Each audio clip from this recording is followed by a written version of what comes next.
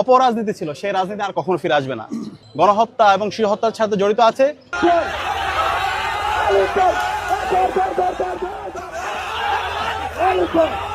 আজ ঐতিহাসিক সন্ত্রাস প্রতিরোধ দিবস 2024 সালের 17 জুলাই।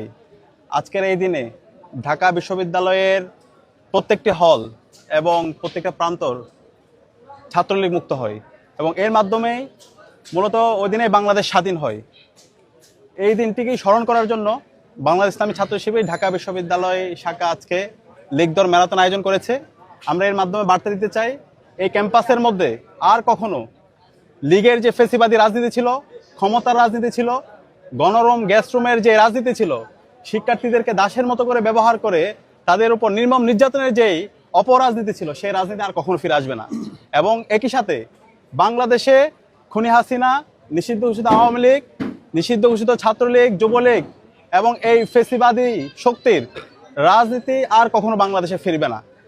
এই নিষিদ্ধ ঘোষিত গোষ্ঠীর যারা এখন পর্যন্ত বিভিন্ন জায়গায় ষড়যন্ত্র এবং চক্রান্ত করছে এবং যারা গণহত্যা এবং শিশু হত্যার সাথে জড়িত আছে, তাদেরকে বাংলাদেশের যে প্রান্তে পাওয়া যাবে, বাংলাদেশের মুক্তিকামী ছাত্র জনতা তাদেরকে যেন থানায় ধরিয়ে দেয় এবং তাদেরকে যেন আইনের আওতায় নিয়ে আসে।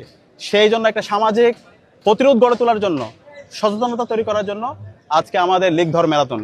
এবং আমরা বর্তমান যারা ছাত্র রাজনীতি করছে সবাইকে আহ্বান করব, আর কখনো যেন এই ক্যাম্পাসগুলোতে কেউ পেশি শক্তি রাজনীতির দিকে আর কেউ কখনো না যায়, বরং তাদের আদর্শ দিয়ে, তাদের আইডিয়া দিয়ে সুস্থ ধারার যে ছাত্র রাজনীতি, সেই রাজনীতি যেন সবাই বিনির্মাণ করে। সে বার্তা দেওয়ার জন্য আজকে আমাদের এই লীগ দৌড় ম্যারাথন আমরা আয়োজন করেছি।